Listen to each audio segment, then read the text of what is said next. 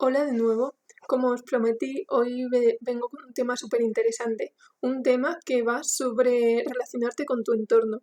Entonces yo os voy a contar cómo yo he conseguido relacionarme con mi entorno. Antes era complicado, cuando me dieron el diagnóstico todo se ha vuelto mucho más fácil. Uno, porque me he conocido a mí misma y otro porque he conseguido conocer a mi entorno. Obviamente no lo conozco todo, pero sí que yo considero que conozco lo suficiente de mi entorno como para poder relacionarme con él de una forma camuflada, de una forma que la gente no crea que yo tengo síndrome de Asperger, que soy como una persona más, ¿no? Sin más, que tengo mis cosas, como todo el mundo. Entonces, yo veo la vida, bueno, yo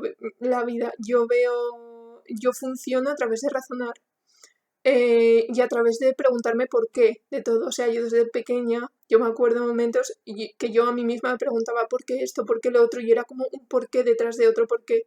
Pues bueno, he aprendido a conocer a mi entorno a través de preguntarme por qué. ¿Por qué hay que decir buenos días cuando se entra a una panadería? ¿Por qué tengo que decirle buenas noches a mis padres? ¿Por qué tengo que decir por favor? Porque tengo todos esos convencionalismos sociales, ¿no? ¿Por qué tengo que tirar la basura a la papelera? Obviamente todo esto es muy obvio, ¿no? Todo esto es muy lógico, pero a raíz de hacerme preguntas así, ¿no? ¿Por qué le tengo que dar 2 besos a una persona cuando la conozco? ¿Por qué tengo que hacer no sé qué? Entonces, a raíz yo de preguntarme estas cosas, yo he ido desarrollando respuestas que con un tiempo pues van surgiendo, ¿no?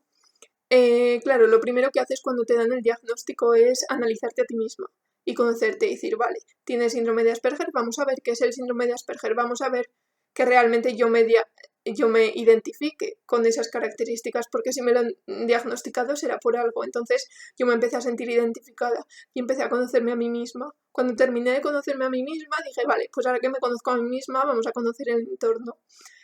¿Cómo conocí el entorno? Pues saliendo de casa, yendo a un parque, por ejemplo, y sentándome en un banco y haciendo como que leo un libro.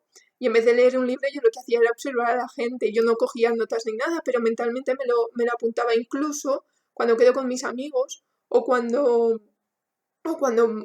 voy a cualquier evento. Yo estoy relacionándome con el entorno, pero a la vez estoy observando y viendo cómo se relaciona el entorno y qué es lo que hacen. Entonces, por ejemplo, yo si voy, yo si veo que la gente dice buenos días cuando entra a un sitio, aunque yo no sepa por qué, yo lo voy a hacer también. Yo me lo apunto en una lista, aunque sea mental, y entonces yo lo hago. Porque veo que es algo repetitivo, que es algo que todo el mundo hace, y digo, bueno, pues si todo el mundo lo hace, lo voy a hacer yo también, ¿no? Eso sería como el medio de la imitación, como relacionarte por imitaciones. ¿Cómo se entiende todo esto? ¿Cómo consigues llegar a todo esto? Pues obviamente es un proceso muy largo. Pero yo creo que es algo que hay que hacer, ¿no? Muchas de las personas con TEA se dice, ¿no? Que cuando tienen un interés restringido y tú conoces a una persona, pues enseguida se ponen a hablar del interés restringido, ¿no? Y no entienden, pues por ejemplo, que esa persona esté hablando de su amigo de no sé qué. A mí eso de pequeña me parecía súper aburrido. Yo no entendía por qué las chicas se podían pegar hablando sobre los chicos o sobre ir de compras durante mucho rato. Me he comprado un pantalón, ¿te gusta? O tal. A mí eso me parecía, no sé, que no tenía sentido, no le veía yo el interés. Em, Ahora sí que le veo el interés. No es que le vea el interés, es que entiendo por qué esas personas hablan de esos temas, ¿no? Entonces digo, jolín, pues ellas, pues les gusta hablar de esos temas, ¿no? Al igual que a mí me gustaría hablar, por ejemplo, de matemáticas, o me gustaría hablar de cualquier tema de ciencia, o me gustaría hablar de temas más, digamos, más peculiares en esta sociedad, ¿no? Entonces, entiendes que ellas hablan de esos temas por el mismo motivo que tú hablarías de las matemáticas, ¿no? Es una estrategia que yo la he llamado pues el entender tu entorno a partir de símiles. Esto, pues por ejemplo, ya puse un ejemplo en una de mis entradas en el blog que decía que las personas neurotípicas, bueno, neurotípicas o las personas sin TEA, tienden a socializar más, ¿no? Que las personas con TEA. Y que las personas con TEA pues tienden a estar más aislados. Esto no es 100% así, porque yo, por ejemplo, socializo un montón. Esto no se cumple 100% en cada individuo con TEA y en cada individuo sin TEA. Pero sí que es verdad que el hecho de socializar de una persona sin TEA equivale al hecho de aislarse de una persona con TEA. O sea, se hace con el mismo objetivo, ¿no? Yo, a base de observar mi entorno, he llegado a esa conclusión que al igual que a mí me gusta estar sola y necesito mis momentos de estar sola para desconectar, las personas con neurotípicas necesitan su momento para desconectar estando en sociedad. Entonces eso sería como una estrategia de símiles, ¿no? Decir, ostras, todo lo que me pasa a mí le pasa al resto también, lo que pasa es que lo exteriorizan de una forma diferente. Y yo creo que es una manera muy buena de entender tu entorno porque realmente puedes generar esa empatía, ¿no? Y quizás también para las personas que no tienen TEA o para cualquier padre que no tenga TEA y tiene hijos con TEA, poder crear esos símiles puede ser muy importante porque realmente os está ocurriendo lo mismo, solo que en direcciones a veces opuestas, ¿no? Entonces, sería interesante ver qué símiles, claro, en cada caso es una historia diferente, pero qué símiles, ¿no? Como el ejemplo este de socializar, pues con otras cosas, lo mismo. Entonces eso, yo creo que esas son mis dos principales estrategias, ¿no? La estrategia de imitar, de decir, bueno, pues si yo no sé por qué ocurre algo, pero lo hace un montón de gente, lo voy a hacer yo también, pues para incluirme en sociedad, ¿no? Y luego ya vamos a ver por qué se hace. Y si yo encuentro un símil que represente lo mismo para mí, pues perfecto.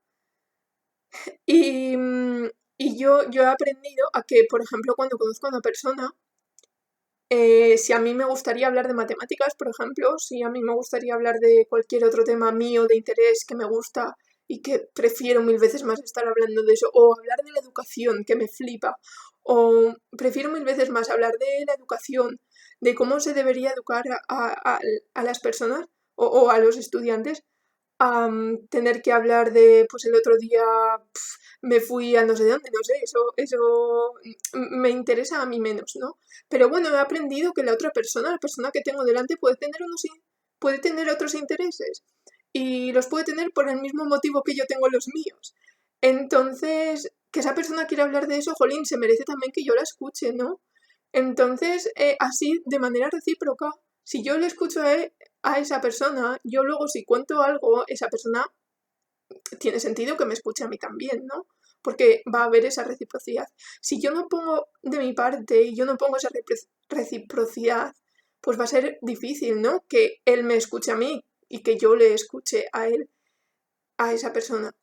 Entonces yo creo que es algo muy importante, que las personas con TEA también hagan ese esfuerzo, ¿no? Porque yo creo que hay veces que es como que culpabilizamos a las personas que no tienen TEA de que nosotros nos sintamos así. Y yo creo que es una forma un poco destructiva de verlo, ¿no? Yo creo que habría que verlo de una forma más constructiva y decir, ostras, vale, las personas neurotípicas se tienen que adaptar a nosotros en cierto sentido, pero nosotros también tenemos que hacer el esfuerzo.